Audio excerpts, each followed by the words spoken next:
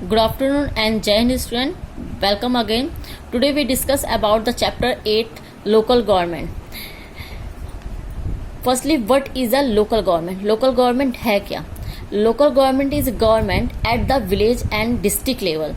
जो government village और district level पे वर्क करती है उसको लोकल गवर्नमेंट बोला जाता है. And local government is about government closest to the common people, जो कॉमन पीपल्स के सबसे क्लोज रहती है. हम स्टार्टिंग से रीड करते हैं क्लास 6 से. गवर्नमेंट को 3 टाइप्स में डिवाइड किया गया है. Firstly central, state and third local. Because जो सेंट्रल गवर्नमेंट है फुल नेशन का डेवलपमेंट करती है, फुल नेशन के लिए वर्क करती है. एंड स्टेट गवर्नमेंट स्टेट के लिए वर्क करती है. पावर को शेयर इस रीजन से करा गया है कि प्रॉपर हर एक डेमोक्रेसी में पावर को इसलिए शेयर करा जाता है कि सभी एरिया का प्रॉपर हर क्षेत्र का डेवलप हो सके. तो इसके लिए जो स्टेट लेवल है वो पूरे स्टेट का डेवलप नहीं कर सकती, हर कॉमन पीपल की प्रॉब्लम को सॉल्व नहीं कर सकती. इसलिए जो स्टेट है उन्होंने अपनी पावर को लोकल गवर्नमेंट में शेयर कर दिया है. Now your next topic, why do we need local government and growth of local government in India. ये दोनों ही टॉपिक आपके सिलेबस में से डिलीट हो गए हैं, हटा दिए गए हैं. Now if the people, it is convenient for the people approach the local government for solving their problems both quickly and with minimum cost. Because अब आपने देखा होगा चाहे स्टेट में सीएम होता है, सेंट्रल में पीएम होता है, एमपीज एमएलए. अब हम इनके क्लोजली कोई एक कॉमन पीपल, रूरल एरिया का किसी एक गांव का कोई कॉमन पीपल अपनी प्रॉब्लम्स को, लाइक उसके किसी नेबर से उसका झगड़ा हो गया या उसके कोई सामान भैंस किसी ने चुरा ली, तो ये सब लेकर वो सीएम पीएम के पास नहीं जा सकता. मान लीजिए चला भी जाता है तो उसको इतना पैसा खर्च करना पड़ेगा जितना शायद उसके पास हो भी नहीं है, वो दूसरी सिटी में. तो इसके लिए जो लोकल जो पब्लिक है उसकी लोकल प्रॉब्लम्स को सॉल्व करने के लिए गवर्नमेंट को की पावर को लोकल गवर्नमेंट में शेयर करा गया. And local government in independent India, ये जो लोकल गवर्नमेंट वर्ड था ये हमारी इंडिया में 1882 से ही आ गया था. जो उस टाइम के जो वाइस रहे थे लॉर्ड रिपन, इनको father of the local government भी कहा जाता है.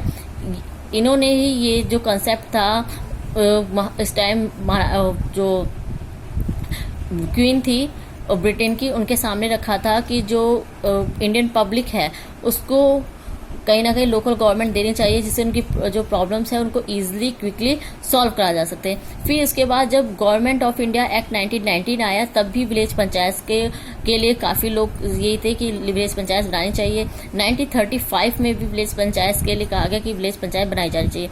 और महात्मा गांधी जी जो खुद वो चाहते थे कि जो पावर है उसका डिसेंट्रलाइजेशन करा जाए जिससे जो पॉलिटिकल पावर है वो इंक्रीज होगी.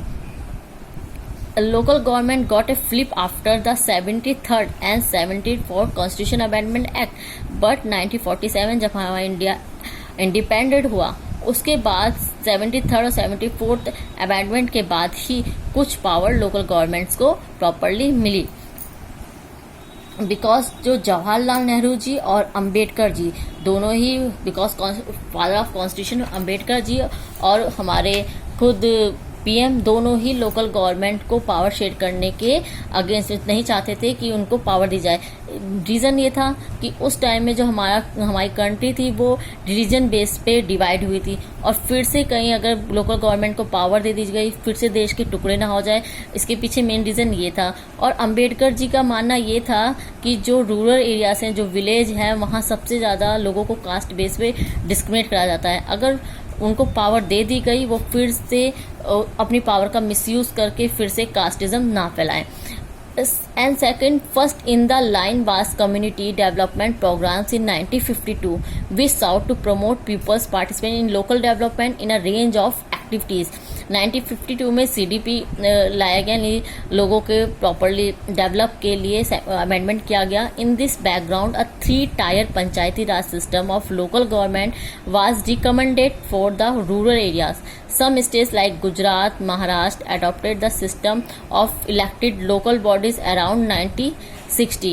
और 1960 में गुजरात और महाराष्ट्र स्टेट ने ये 3-tier पंचायती राज सिस्टम को अडॉप्ट करा, अपने यहाँ लागू करा. Why only few state adopted and others fail to adopt. क्यों ओनली, एक रीजन क्या था कि ओनली 2 ही स्टेट ने इसको अडॉप्ट करा, अदर ने नहीं करा? because local bodies did not have enough power and function to look after the local development, because उनके पास इतनी पावर नहीं थी वो लोकल डेवलपमेंट कर पाए, ना उनके पास इतना फंड था, and they were very much depended on the state and central government for financial assistance, और उनके पास फाइनेंशियली वो कहीं ना कहीं सेंट्रल या स्टेट गवर्नमेंट पे डिपेंड थी। And many states did not think it necessary to establish elect local bodies, और काफ़ी सारी जो स्टेट्स थी वो ये सोचती थी कोई ज़रूरत ही नहीं है इनकी, हम ही प्रॉपरली सबका डेवलपमेंट कर देते, कोई नीड नहीं है लोकल गवर्नमेंट की।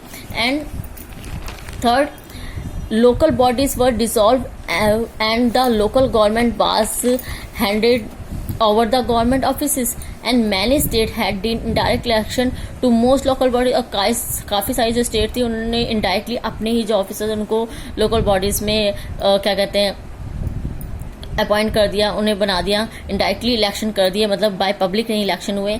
इन many state election to the local bodies were postpone for time to, और कई सारी स्टेट थी जो जब इलेक्शन का टाइम होता उसको पोस्टपोन कर दी, कभी उनके पास फंड नहीं रहता, कभी किसी रीजन से। नाउ न्यू इनिशिएटिव रिफॉर्म, कब रिफॉर्म करा गया जो लोकल बॉडीज थी इसमें रिफॉर्म कब चेंज आया? इन 1989 the P.K. Thongon Committee recommended constitutional recognition for the local government bodies। 1989 में P.K. Thongon की जो कमेटी थी उन्होंने कहा कि कहीं ना कहीं कॉन्स्टिट्यूशन में उन्होंने ये रिकमेंड करा कि कॉन्स्टिट्यूशन में अमेंडमेंट करके लोकल गवर्नमेंट को पावर देनी चाहिए। वैसे उस टाइम में बलवंत राय मेहता, के मेहता, 3-4 जो कमेटी थी उन्होंने पहले भी इनसे पहले भी रिकमेंड कर चुकी थी, लेकिन लास्टली पीके थोंगुन के जब रिकमेंड करा तो कहीं ना कहीं कॉन्स्टिट्यूशन में चेंज आया। A constitutional amendment to provide for periodic election to local government and institution and enlistment the appropriate function of them and along with funds were recommended। कहीं ना उनका कहना था, उन्होंने जो रिकमेंड करा था कॉन्स्टिट्यूशन में अमेंडमेंट करना चाहिए, जो लोकल गवर्नमेंट उसमें टाइम टू टाइम इलेक्शन हो, उनको फंड दिया जाए इलेक्शन के लिए, उनको प्रॉपर डेवलपमेंट के लिए फंड दिया जाना चाहिए। इन सब रिकमेंडेशन के बाद कहीं ना कहीं जो लोकल गवर्नमेंट थी उनमें काफ़ी सारे changes आए। Now thank you student, in next video we discuss about the 73rd amendment in local government। thank you very much। जय हिंद।